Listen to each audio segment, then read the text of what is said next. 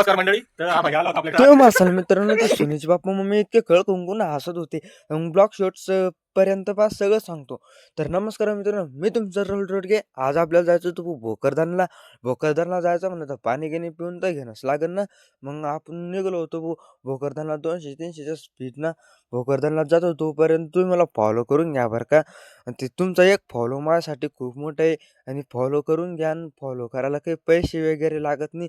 तुमचा भाऊ मोठा झाला पाहिजे, मोठा रील स्टार झाला पाहिजे. तर कृपया करून एक फॉलो करा बरं का. मग ह्या ट्रक ड्रायव्हरचा काय विचार होता मला काही कळालं नाही बरं का. हे बघा शकता ते ट्रक ड्रायव्हर, मला वाटलं घालतं काय, आमच्या बरोबरच गाडी चालवत होतं यार. मग त्यानं तर काही तसं केलं नाही.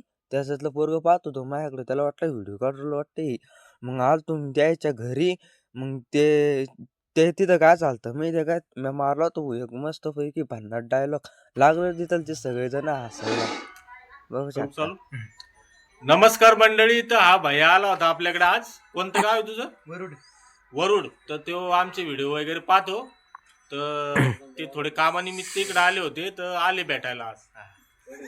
ठीक आहे, मी बघितली धन्यवाद. मित्रांनो माझ्या डायलॉगची पावर. अजून पण हसू राहिले बरं का ते.